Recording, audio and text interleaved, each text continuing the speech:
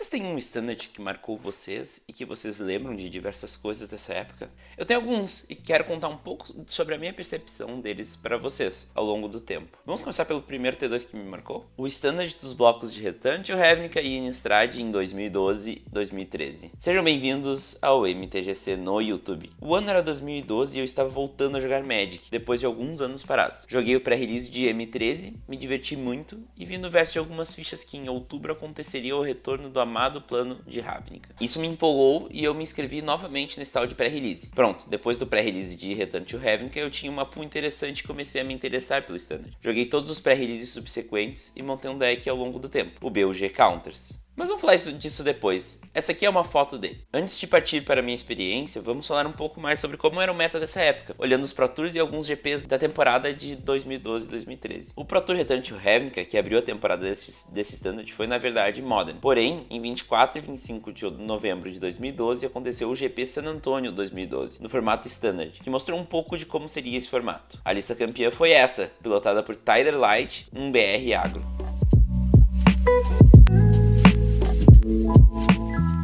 Na final, inclusive, Likely enfrentou uma Mirror Match contra Matthew Pretzer. O deck é muito agressivo, acrescentando muita pressão no board e na vida do oponente, por meio de cartas como Hellrider e Falkenrath Aristocrats. E também aplica uma presença de campo muito cedo no jogo, com Gravecrawler e Diregraph Go. Porém, um outro deck que representa bem essa época é o Bunty, que Reed Duke pilotou pegando top 8 nesse evento.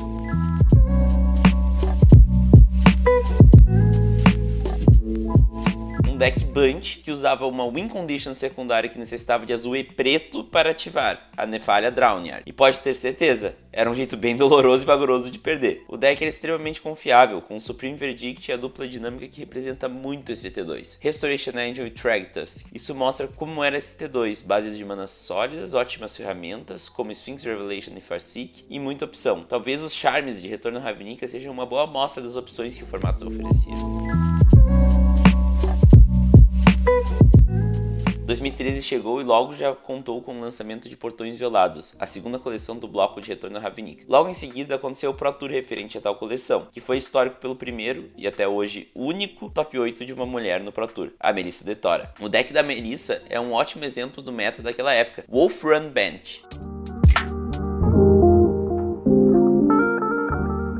A flexibilidade é o que manda nesse T2. Tendo decks Bunch com Win Conditions Gruul, como o Cassie Wolf Run, o deck era control, mas ganhava de forma explosiva, também contando com a famosa parceria Anjo da Restauração e Tagueiro Presa. Além do Bunch de Melissa, outro deck que marcou a época foi o Jund. Neste top 8 é representado pela versão de Owen Turtenwald, um deck consistente, exemplo do que um mid-range busca fazer, com peças clássicas do Jund, como a Liliana do Véu. Esse deck era bastante opressor, tanto contra os decks mais agressivos do formato, quanto contra os controles, com respostas para criaturas e uma consistência no uso de mana. O deck cresceu muito em outro cenário T2, após Teros. Mas o deck que venceu o Pro Tour Gatecrash foi Aristocrats, de Tom Martell. O deck que é completo com sinergia com cemitério e cartas que têm efeitos ao morrer, acabava por levar vantagem em grande parte das trocas, além de usar cartas poderosas como Lingering Souls, dando material para o sacrifício ou Shootbox, com diversas cartas de valor, desde Doom Traveler, que facilmente fazia muito por pouco, até excelentes máquinas de sacrifício como Falkenrath Aristocrat e Cartel Aristocrat, que dão um nome ao deck. O último Pro Tour dessa temporada foi o Pro Tour Dragon's Maze. O Pro Tour Dragon's Maze foi um Pro Tour de Block Constructed. Sim, bloco. Você sabe o que era bloco? Então avisa aí nos comentários, mas não vale muito a pena a gente comentar, porque bloco já morreu, né? Pra quem não me conhece do podcast, eu moro em uma cidade que não é assim muito grande. Eu moro em Montenegro, uma cidade próxima a Porto Alegre, e para entender o que isso significa, tu pode ouvir esse MTGC, que o link tá na descrição.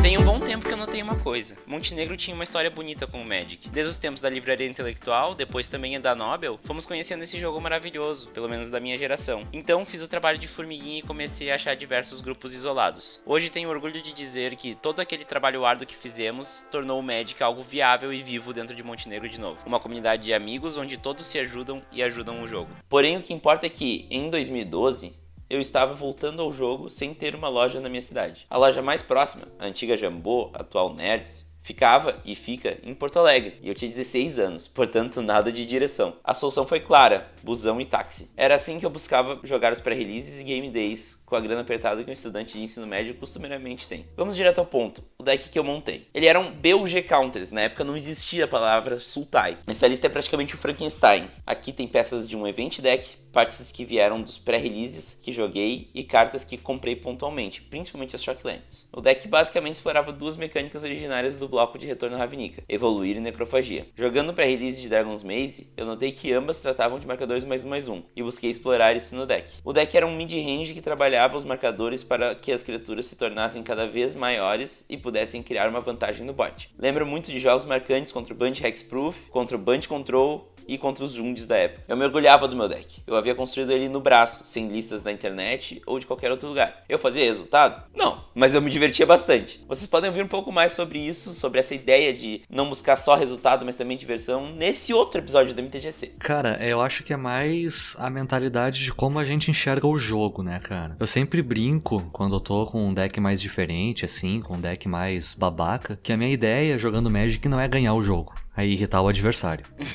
Sim. Então assim, cara, eu posso perder o jogo. Eu posso levar 2-0 humilhantemente, mas que o adversário vai levantar da mesa puto da cara, ele vai. Sabe? E isso que me marcou. Eu tinha um deck construído por mim, com as peças que eu tinha, e isso dava graça ao jogo contra decks extremamente fortes em uma época em que Liliana do Véu e Snapcaster Mage eram legais no Standard. Essa época foi quando eu peguei gosto pelo T2 e aprendi que dava pra construir decks off-meta e ganhar com isso. Se não fossem partidas, eram histórias de diversão.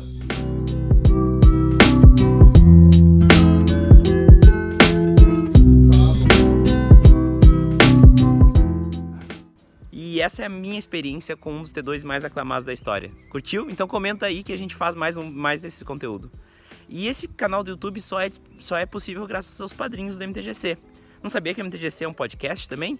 Então corre lá em mtgc.com.br ou no Spotify mesmo e descubra um pouco mais das entrevistas que buscam entender o Magic como um fenômeno cultural. Valeu!